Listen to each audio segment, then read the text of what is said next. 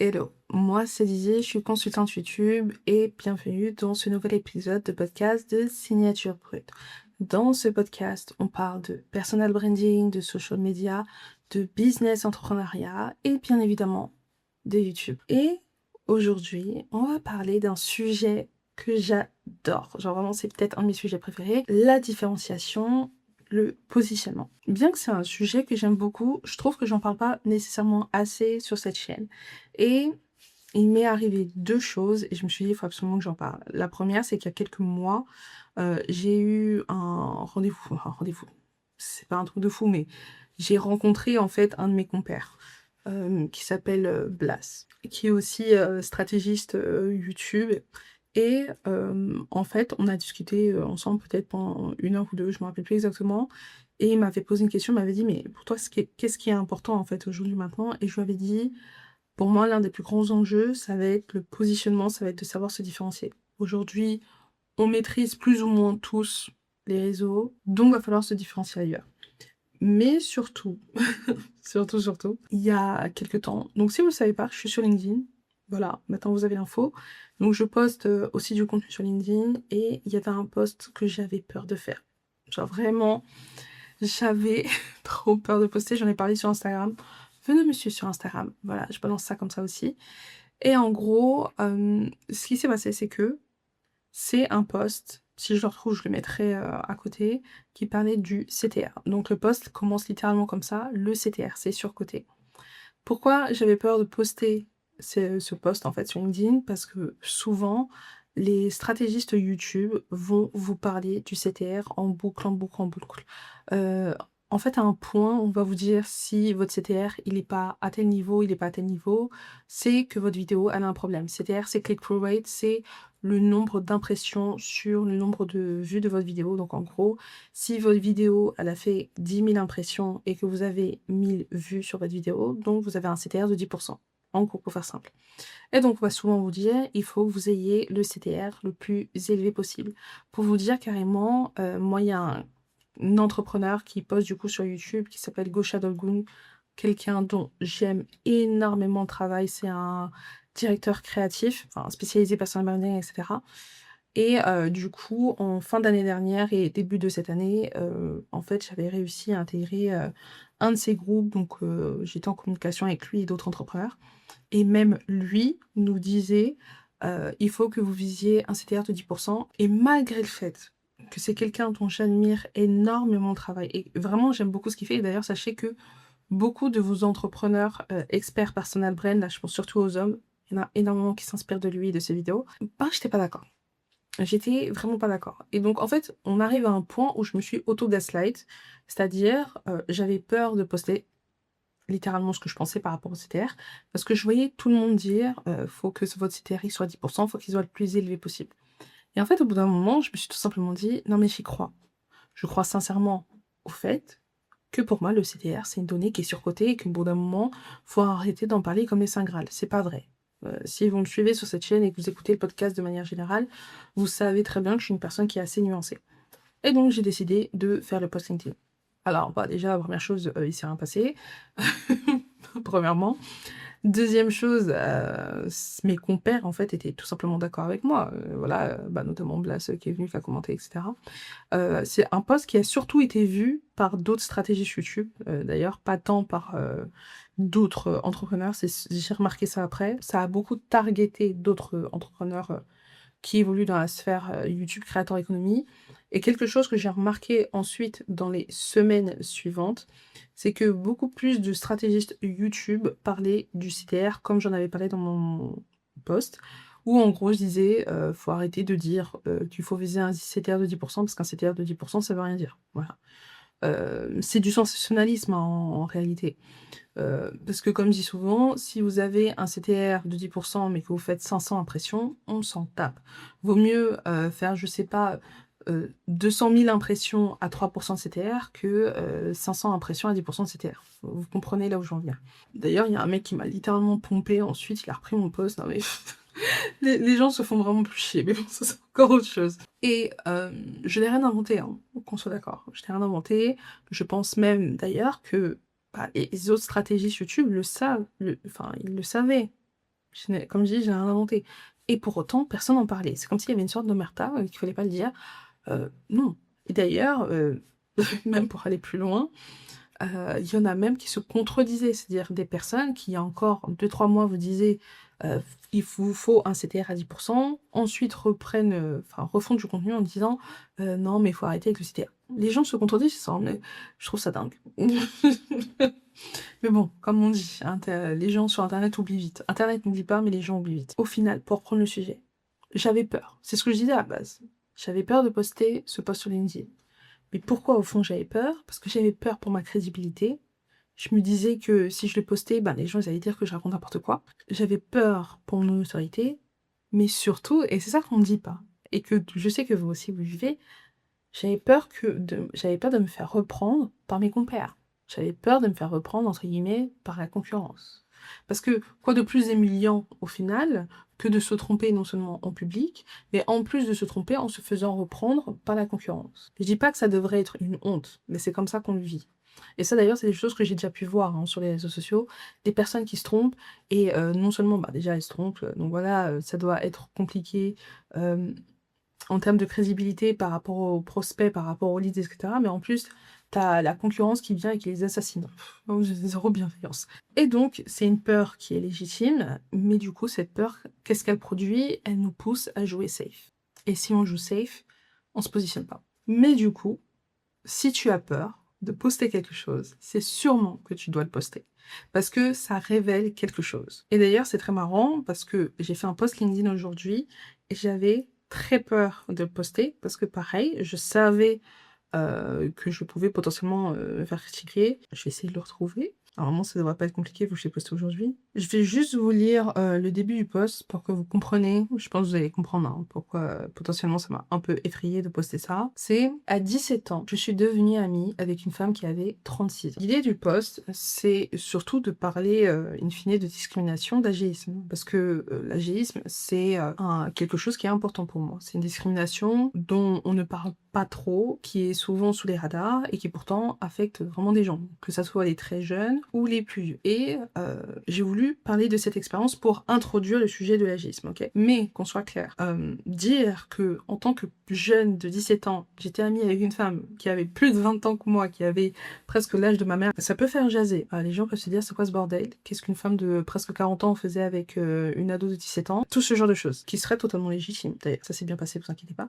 Mais ce serait des questionnements légitimes. Au final, c'est un post, c'est pas celui qui a fait le plus d'impression, par contre c'est un de mes posts qui a fait le plus d'engagement, et c'est pas pour rien. Et c'est une peur que j'avais, parce que je me disais, je connais internet, je sais comment les gens sont, moi j'ai pas envie que le post soit mal interprété, parce que c'est souvent ce qui se passe, les gens font de la projection, beaucoup de projections, et pour autant je l'ai fait, et ça s'est bien passé. Souvent d'ailleurs vous allez surestimer ce qui va se passer, ça va pas du tout se passer comme vous le pensez, mais c'est beaucoup plus nuancé, vous me connaissez déjà, on n'est pas tout blanc, on n'est pas tout noir, on est une nuance de gris. Se positionner, ça fait peur, pour une simple et bonne raison, c'est que se positionner, c'est renoncer. C'est renoncer à une audience potentielle, c'est renoncer à de l'argent plus ou moins facile, c'est renoncer aussi à certaines opportunités. Se positionner, c'est construire un monde, mais c'est aussi refuser d'autres choses qui ne rentreront pas dans ce monde. Et ça, c'est quelque chose qu'on ne dit pas assez. Se positionner, c'est choisir autant qu'on veut que ce qu'on veut pas, qu'on refuse. Par exemple, typiquement, là, je vais prendre l'exemple d'influenceurs, parce que j'ai beaucoup travaillé avec les créateurs de contenu, j'ai étudié la créateur économie, vous savez déjà. Si vous décidez de vous focus, par exemple, sur la niche fitness, sur la niche santé, perte de poids, tout ce que vous voulez, il y a peu de chances qu'on vous retrouve sur les tapis rouges de la Fashion Week. Thibaut InShape, je l'ai pas encore vu inviter un défilé. Peut-être qu'il a été invité, que j'ai pas vu. Mais moi, c'est pas là où on le voit, tout simplement. Vous voyez au journal. C'est pareil dans le business, tout simplement. Et tant que vous ferez pas ce travail, tant que vous arriverez pas à accepter qu'il faut laisser des choses, ça veut pas dire que vous pouvez pas y revenir plus tard. C'est pas un au revoir définitif. Mais au bout d'un moment, si on veut avancer, il y a des choses qu'il faut refuser, il y a des choses qu'il faut pouvoir mettre derrière nous. Donc ensuite, comment on se différencie? Parce que tout le monde vous dit de vous différencier. Ok, d'accord. C'est comme donner de la valeur.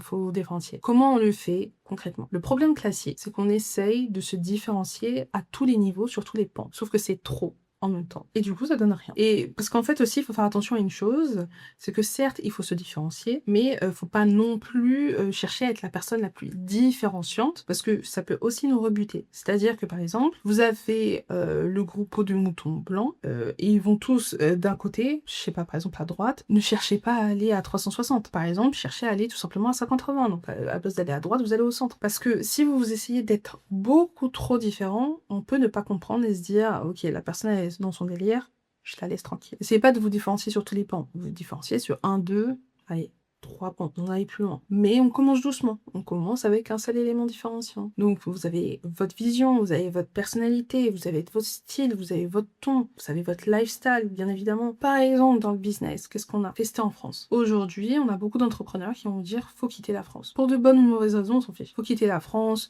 La France, c'est pas un pays où on peut entreprendre. Il y a trop de taxes, il y a trop d'impôts, etc., etc., etc., etc. Vous avez des entrepreneurs qui se sont positionnés pro-France, ou en tout cas, je reste en France. C'est un positionnement. Il y a des personnes qui viennent et qui ont un style un peu plus excentrique. Ça reste un positionnement. Une femme, par exemple, je sais pas, je crois que j'ai vu qu'une seule femme faire ça, parce qu'après, faut oser. Mais une femme qui vient et qui s'habille hyper sexy, c'est un positionnement. C'est une annonce de ton aussi, d'ailleurs. Hein. C'est presque même politique, hein, je dirais. C'est un positionnement. Parce qu'il faut l'assumer aussi. Parler doucement, être dans un ton un peu plus calme, un pacing beaucoup plus lent. Donc, un pacing, c'est tout simplement le rythme de vos vidéos. Et ne pas être sur du cut, du rapide, c'est aussi un positionnement. Vous avez choisi. Non, je ferai pas du rapide, je ferai du plus lent. Et donc, en fait, tout ça, après, faut juste savoir d'où ça part. Enfin, d'où ça part.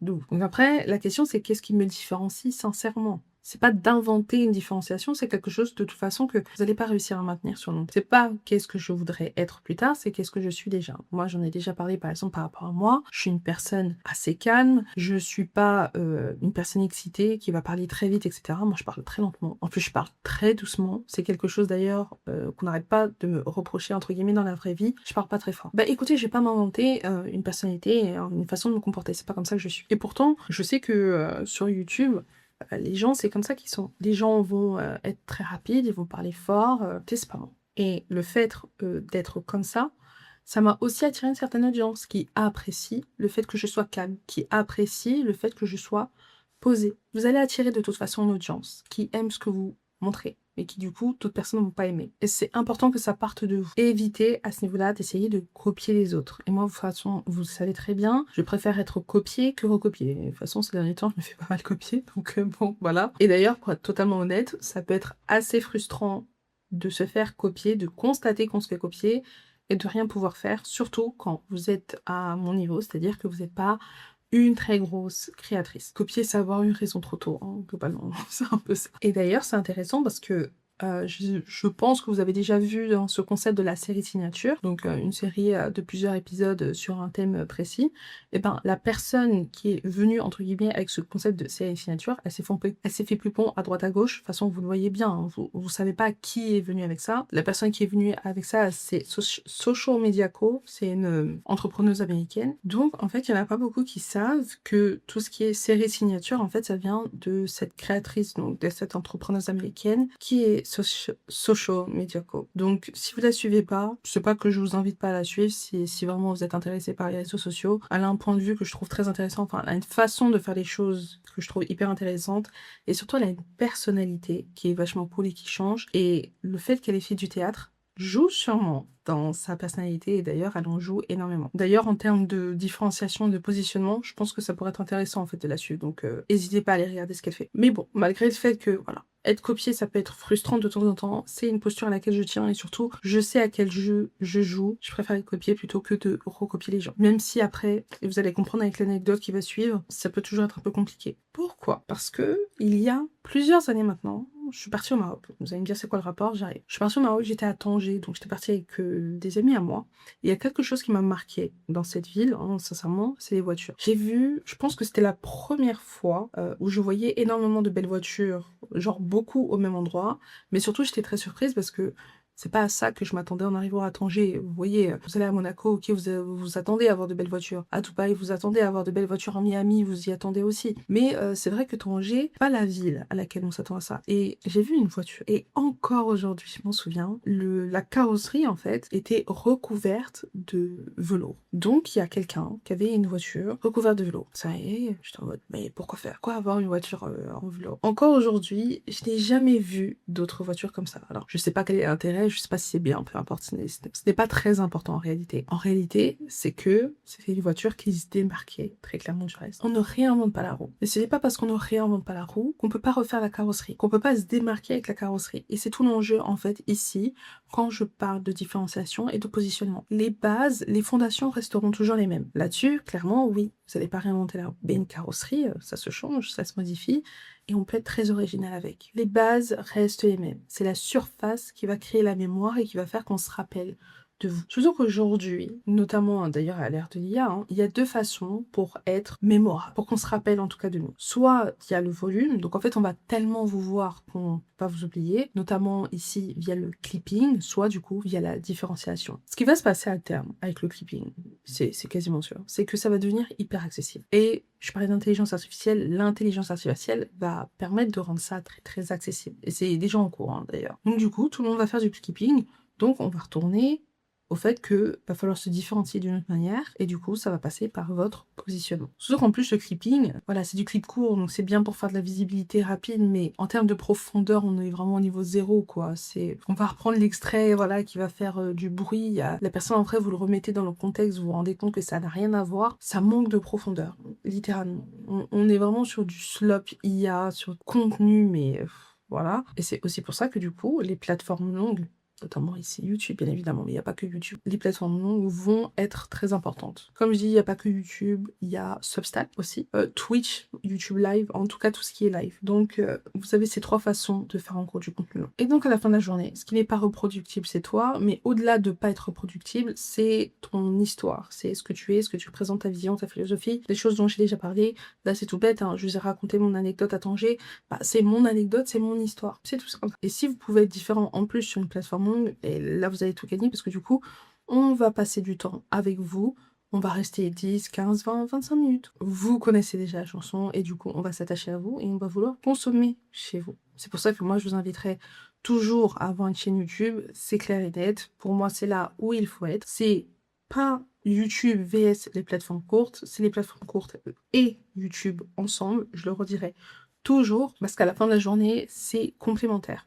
Et si tu sais pas comment t'y prendre, si tu sais pas comment faire, si tu sais pas quoi faire, je t'invite à prendre rendez-vous directement dans le lien en description et on pourra voir ensemble comment réellement intégrer YouTube dans ta stratégie de contenu. Parce que pour moi, comme je l'ai dit, c'est trop important pour mettre ça de côté. Dans tous les cas, tu repars avec quelque chose et si potentiellement ça t'intéresse et surtout si c'est pertinent pour toi, peut-être travailler ensemble par la suite. Mais aujourd'hui, YouTube, c'est une plateforme où il faut être. Alors après, YouTube, c'est une plateforme qui est difficile à prendre en main, je vais pas mentir. Ça prend du temps, mais c'est du temps que tu gagnes après. Il y a une grosse question de format, d'idéation, de script. Et c'est aussi sur ces choses-là, au-delà du positionnement bien évidemment, que je travaille avec toi. Donc si ça t'intéresse, bien évidemment, je t'invite à prendre rendez-vous dans le lien en description. Et le positionnement, comme c'est quelque chose de très important au final, on le voit avec notamment les entrepreneurs qui ont réussi sur la plateforme. Un nom que vous avez déjà entendu sur cette chaîne et que je vais répéter encore, Daniel Dalen, bien évidemment, qui est arrivé avec ses vlogs Accès Business et qui a pété directement. À savoir que Daniel Daniel, quand il est arrivé, il postait comme tout le monde. C'est-à-dire que même lui, il a fait l'erreur. Il faisait les mêmes vidéos que tout le monde, il a tout supprimé, il a fait ses vlogs et c'est là que ça a marché. Parce qu'il a fait quelque chose qu'il maîtrisait, il s'est positionné de manière différente et ça. Mais il n'y a pas que Daniel. Là, je pensais à une créatrice de contenu, Gaëlle Garcia Diaz, qui, quand elle est arrivée, elle a fait, je crois, maquillage de chouin, un truc comme ça. Comment faire un maquillage de chouin? Ben voilà, elle a mis le ton. On sait d'où on démarre et à cette époque-là, c'était 2016, si j'ai pas bêtise, il n'y avait aucune influenceuse beauté qui s'était positionnée comme ça. Positionnement, encore une fois. Alexandre Mosy, quand il est arrivé, c'était « je n'ai rien à vous vendre ». On n'avait pas encore eu d'entrepreneurs qui venaient, qui donnaient autant de valeur, qui donnaient, et qui me disaient « mais moi, je n'ai rien à vous vendre ». Mon business model, c'est pas de vous vendre quelque chose, c'est que vous atteigniez le $1 000 000 et ensuite, moi, j'investis dans votre entreprise. Je suis Voilà. Bon, c'est un mensonge. Au final, c'est pas vrai, il a des choses à vendre. Mais quand il est arrivé, il s'est positionné en tant que: «Moi, je suis différent des autres, je n'ai rien à vous vendre» et ça a fonctionné. Il y a pas que ça, bien évidemment. Il y a d'autres choses aussi qui jouent dans son positionnement, mais ça a fortement joué. Et il faut comprendre quelque chose, c'est pas parce que vous choisissez quelque chose et que du coup vous renoncez à autre chose, que vous pouvez pas changer. Gaëlle Garcia Diaz aujourd'hui, elle est plus aussi trash qu'avant, hein, elle est rentrée dans le moule des influenceuses beauté. Alexandre Mozi nous disait qu'il allait rien nous vendre. Aujourd'hui, il nous vend, des masterminds à quoi 50 000 $, 15 000, 25 000, je sais pas. J'ai oublié les prix. Bref, c'est pas très important in fine. Mais il y a quelque chose en vrai qu'on dit pas et je pense que c'est quand même important de le dire, c'est que beaucoup se positionnent après. Tout à l'heure, je vous ai parlé de Danielle Dalen qui a posté, ça a pas marché, qui ensuite après a fait ses vlogs. C'est aussi beaucoup d'erreurs en fait. C'est tu vas faire des choses, ça va pas marcher, tu vas recommencer et puis petit à petit, tu vas te positionner différemment. C'est comme, là je vais prendre un exemple que j'ai fait, quand j'étais petite, le dessin. Au début, quand j'ai commencé, le dessin, bah, écoutez, je recopiais ce que je voyais dans les BD, dans les livres, dans des livres de stylisme. Je recopiais ce que je voyais et puis ensuite, petit à petit, j'ai commencé à développer une patte. Bon, aujourd'hui, je sais plus dessiner. Mais c'est pour dire que c'est normal en vrai de copier au début, c'est pas une honte. Par contre, c'est au début. C'est une phase qui doit rester temporaire. Au bout d'un moment, vous êtes censé comprendre les patterns, vous êtes censé comprendre qui vous êtes, ce qui vous va, ce qui vous va pas, les formats que vous avez réussi à masteriser ou pas, votre ton, votre manière d'être, votre personnalité, votre façon d'être devant la caméra. Normalement, ça, vous êtes censé le comprendre. Et donc, au bout d'un moment, vous pouvez pas copier ad vitam aeternam. Vous pouvez pas regarder vers l'extérieur ad vitam aeternam. Au bout d'un moment, ça doit venir de l'intérieur. Et donc, c'est pour ça que j'ai un peu du mal avec le conseil recopier ce qui se fait déjà, parce que ça part du principe que au bout d'un moment, enfin, c'est quelque chose que vous faites tout le temps, en fait. Non, c'est quelque chose que vous faites au début. Après, ça doit partir de vous, ça doit partir de votre business, ça doit partir de vos clients, de vos prospects, de vos leads, de ce que vous entendez en appel de vente, de ce que vous voyez durant vos appels de consulting ou quand vous travaillez en tant que freelance, agence, peu importe, avec vos clients, quand vous avez votre SaaS, des questions qui reviennent le plus souvent quand votre client il a un problème, enfin tout ce genre de choses en fait. À la fin, ça doit venir de vous, pas de l'extérieur. Bien sûr, vous allez faire de la veille concurrentielle, bien évidemment. Je vous dis pas de couper tout point de contact. Mais ça doit globalement, majoritairement, venir de vous. Et si vous continuez à copier ce qui se passe ailleurs, c'est qu'au fond, vous avez toujours peur. On en revient à ce que je disais au début. Vous avez peur. Vous avez peur ou vous faites pas assez confiance. En début de podcast, je disais, si tu as peur de poster, c'est que tu devrais poster. J'ajouterais quand même un peu de nuance. Il faut quand même comprendre pourquoi tu as peur. Est-ce que tu as peur parce que tu as peur de ce que les gens vont dire? Si c'est ça, franchement, poste. Honnêtement, il faut que tu le postes. Est-ce que tu as peur parce que tu es effrayé que ça a des répercussions sur ton business? Là, dans le deuxième cas, je t'invite quand même à réfléchir. Voilà, le but, c'est pas non plus de se tuer. Comment faire la différence entre les deux? Honnêtement, je n'ai pas de réponse. Voilà, il n'y a pas de réponse universelle. C'est au cas par cas, c'est contextuel. Ça dépend de ce que tu as produit avant, de l'audience que tu as, etc.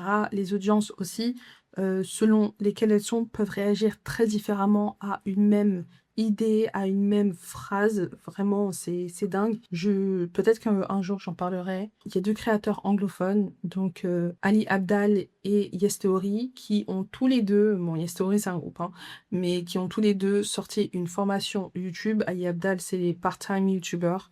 Et donc, bah, ça a bien fonctionné. Je crois qu'il a arrêté aujourd'hui, je suis pas très sûre, mais en tout cas, ça a fonctionné très bien.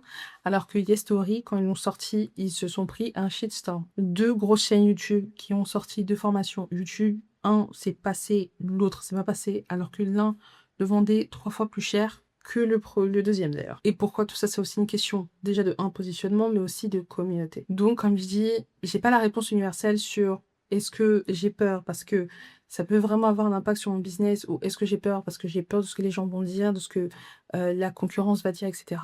La seule chose que je sais, c'est que la plupart du temps, on surestime le coût réel que ça va avoir et on sous-estime le coût que c'est de rester invisible. Merci d'avoir écouté ce podcast de Signature Brute. Bien évidemment, ce podcast est aussi disponible sur Spotify. Si tu as apprécié cet épisode, je t'invite vraiment à liker, à t'abonner, à commenter. C'est très rare que je vous demande de faire quelque chose, mais en tout cas de soutenir la chaîne. Et on se retrouve le mois prochain pour un nouvel épisode de podcast.